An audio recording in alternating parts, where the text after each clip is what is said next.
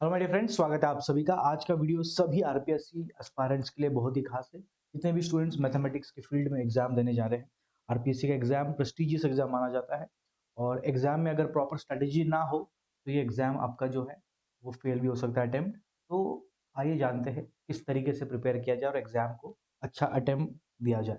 सबसे पहले समझिए, जब भी हमारा आरपीएससी का एग्जाम होता है समझना जरूरी है कि पेपर पैटर्न क्या है। अगर आप देखो, पेपर पैटर्न दो हिस्सों में बटा है, पेपर 1 और पेपर 2। पेपर 1 में, पेपर 2 में जितने भी सब्जेक्ट है उनका अच्छे से पहले सिलेबस कवर कर लीजिए।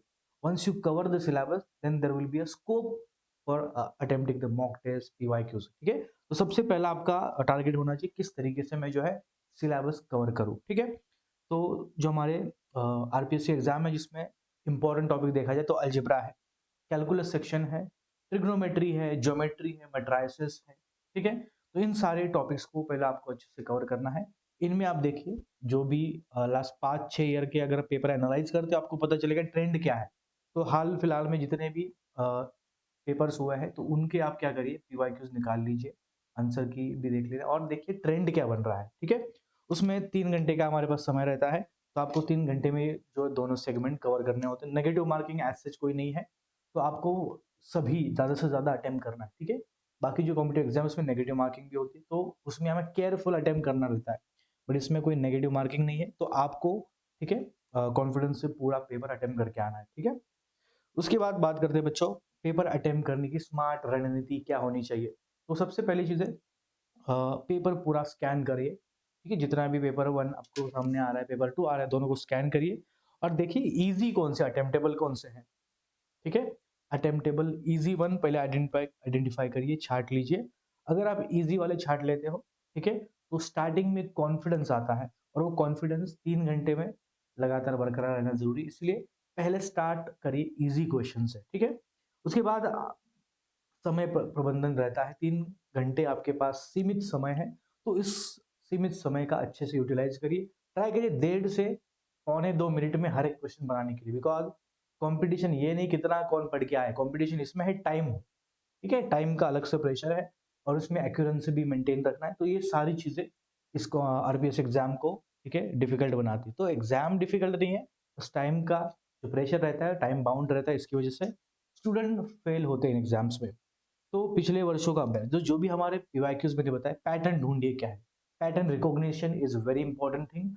पैटर्न सही अपने आइडेंटिफाई कर लिए तो एग्जाम तो आसान जाना ही है। ठीक है, उसके बाद आगे बढ़ते हैं इंपॉर्टेंट टॉपिक्स की तैयारी। तो जैसे कि मैंने बताया, अगर पेपर 1 पेपर 2 के पेपर छाट लेते हो तो उसमें कुछ नए सब्जेक्ट जैसे टेंसर एनालिसिस है, डिफरेंशियल ज्योमेट्री है, ये सब्जेक्ट आपने इससे पहले पढ़े नहीं होते हैं, नए टॉपिक रहते टोटली। तो आपको इनकी तैयारी जरूर अच्छे से करनी आनी चाहिए। और सबसे इंपॉर्टेंट है मॉक टेस्ट देना। मॉक टेस्ट अगर आप लगा लेते हो तो डेफिनेटली आपको इसका फायदा होगा एग्जाम में।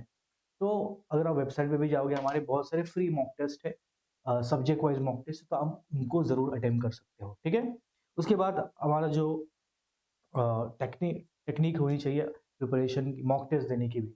ठीक है, तो कौन से क्वेश्चन पहले करें, कौन से बाद में करें, तो ये असमंजस में बच्चे रहते हैं। तो पहले देखिए आपका कंफर्ट जोन कौन सा है। मुझे रियल एनालिसिस अच्छा लगता है, मुझे लीनियर अलजेब्रा अच्छा लगता है, तो उनके क्वेश्चन में पहले अटेम्प्ट करूंगा। ठीक है, रिवीजन की टेक्निक क्या होना चाहिए।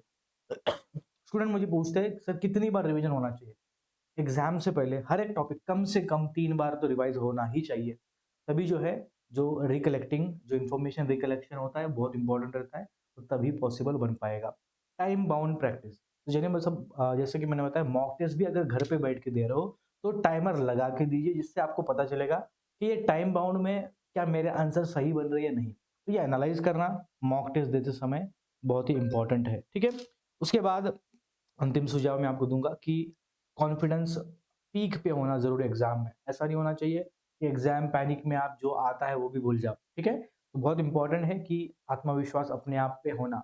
अगर मैं ही खुद पे आत्मविश्वास नहीं रखूंगा तो और किसी से मैं कैसे एक्सपेक्ट कर सकता हूँ। ठीक है, इसलिए अपने आप पे विश्वास होना जरूरी है। प्राथमिकता, प्रायोरिटी आपकी डिसाइड करिए क्या है, कौन सी चीजें महत्वपूर्ण है, कौन सी नहीं है। प्रिपरेशन पे अगर बैठे हो घर पे, ठीक है, तो मुझे अगर मेरे फ्रेंड्स आते तो उनको बोलना आना चाहिए कि अभी मेरा पढ़ाई है, अभी मैं नहीं आ सकता आपके साथ। तो इतना प्रायोरिटाइज करना है अपनी चीज़ों को और हेल्थ का ध्यान रखिए। ठीक है, जान है तो जहान है, अपने हेल्थ पे काम करिए।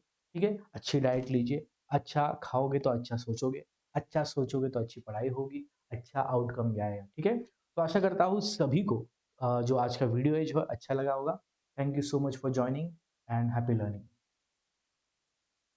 ठीक है? तो आगे बढ़ते हैं और जो स्टूडेंट आरपीएससी की तैयारी कर रहे हैं उन सभी के लिए बता दूँ हमारे 13 अक्टूबर से ऑलरेडी बैच स्टार्ट हो चुके हैं। इस साल का दिवाली का सबसे बड़ा ऑफर 70% ऑफ आरपीएससी के लाइव कोर्सेज पे है, टेस्ट सीरीज पे है। तो आप ज़रूर इस ऑफर का फ़ायदा उठा सकते हो। उसी के साथ आप देख सकते हो फ्री ऐप अगर आप हमारे चैनल पे पहली बार जुड़े हो तो आप सभी के लिए मैंने बताया मॉक टेस्ट प्रैक्टिस करना कितना ज़रूरी है, पीवाईक्यू को अटेम्प्ट करना कितना ज़रूरी है। तो आप सभी के लिए हमने free of cost PYQ, mock test ये सभी अवेलेबल करवाए ऐप के ऊपर। तो करना क्या है आपको?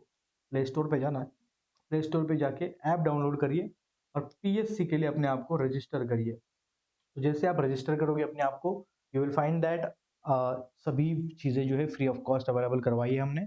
बस उसका बेनिफिट लेना है एंड एग्ज़ाम की तैयारी मजबूत करें। इस वीडियो में इतना ही। Thank you so much for joining and happy learning.